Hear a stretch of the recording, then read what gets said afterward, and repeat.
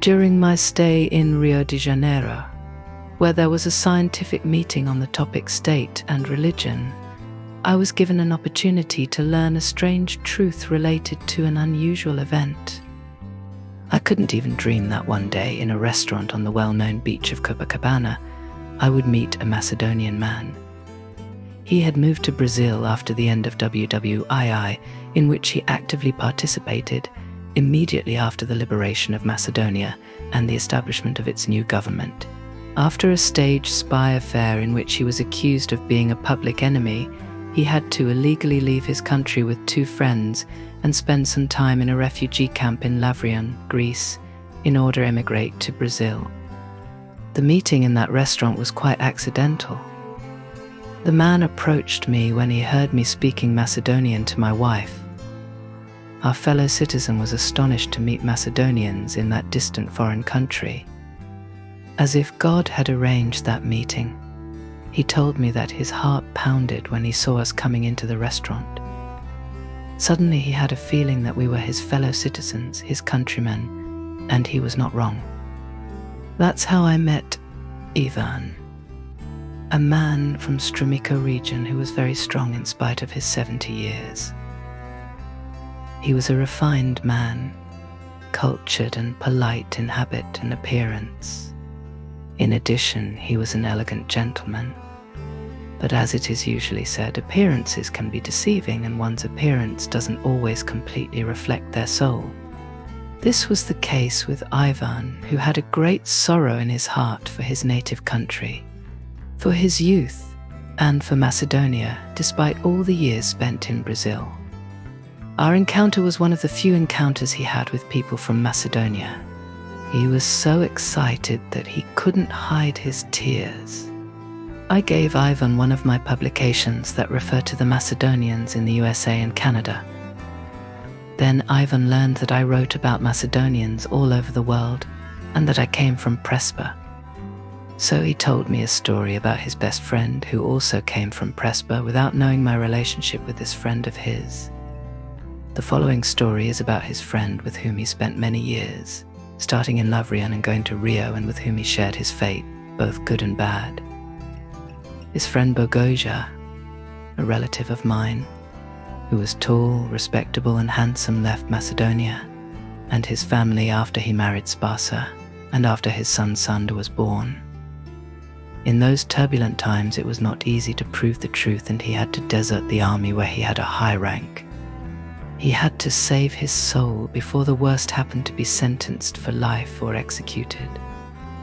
The act for which he was accused had the severest punishment, but Ivan claimed that Bogoja didn't commit any such act. After his escape, he lived for half a century far away from his motherland and his family without a word about his destiny, without seeing them again or returning to his native place. But, on the other hand, in his search for a better life, he saw many countries and settled down in Brazil, where he is buried.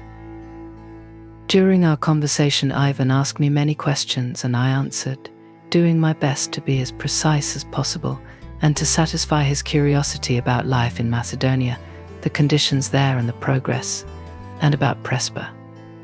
Many questions were related to Bogoja's native village, events of the past, but also current events, as well as with the fate of Bogoja's wife and son, a subject about which I was very cautious. As he spoke, it turned out that Ivan knew Bogoja's fate very well. In the spirit of goodwill and respect for his late friend, probably unaware of this fact, he did his best to tell me about his life, their escapades and everything they had experienced in Greece as camp inmates, about the pressure which the Greek police exerted on them, and about other interesting events in the life of the 3 friends. I listened very carefully and wrote in my diary precisely what he said.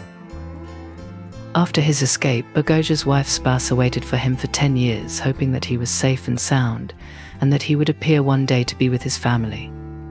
Sanda grew up without knowing what his father looked like, except for his face in several faded photos dressed in his army uniform. After waiting 10 years, Sanda's mother remarried and moved to another place with her new husband. However, Sanda didn't go to live with them. After some time, he went to Skopje, where he graduated and got a job. He married a Macedonian woman, a teacher by profession, and they had 2 wonderful children, a son and daughter, who were happily married not long before this meeting. His daughter and her husband now live and work in Paris in a specialist area of a state-owned company. His son and his wife are researchers and have a daughter who is named after her grandmother. Although the exciting conversation with Ivan went on into the dead of that night, we didn't finish. However, we decided to stop and have dinner since the aroma was stimulating our appetite. Ivan told us that we were his guests. He ordered the most expensive local specialty. The meal was very expensive. He was both happy and aware that this meeting of ours was priceless, and that dinner was the least he could do to compensate for such a conversation, or should I say a confession.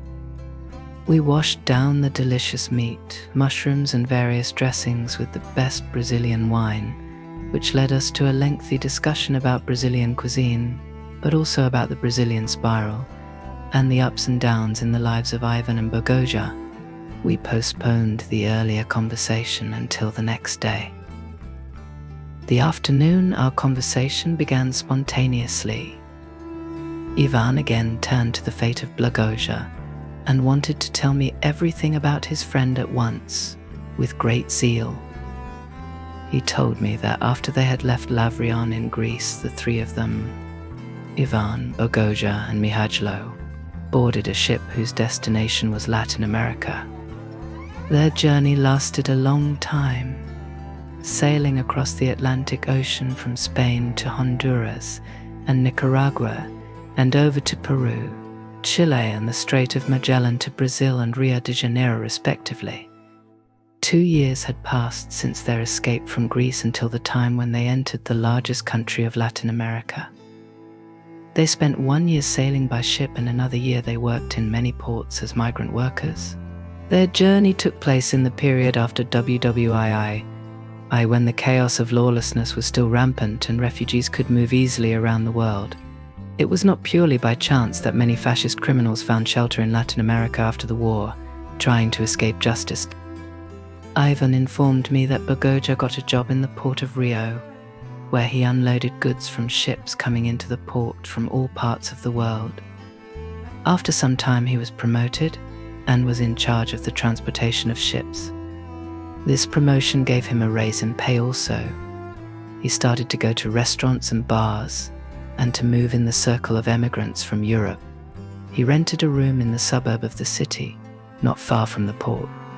He used it mainly for sleeping, because he worked more than 12 hours a day.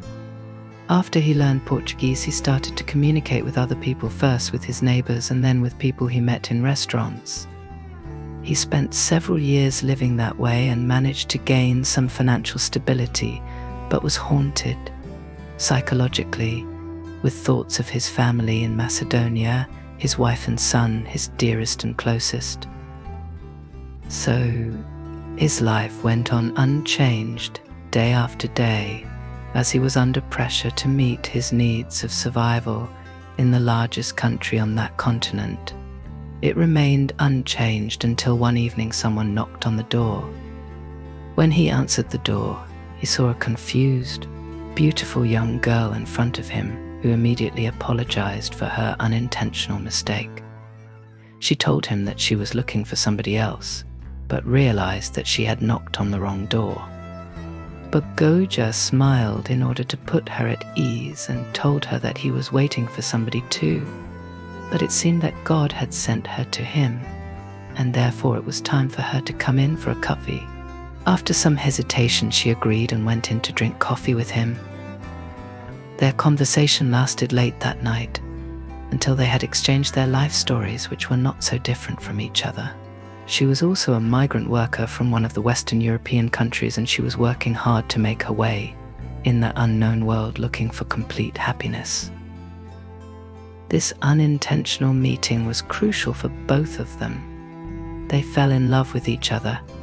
So Bogoja became her treasure, and after some time she became his wife. Her name was Magdalena. They had 2 daughters who gave birth to several grandchildren. While he was alive, his grandchildren used to make his life happier.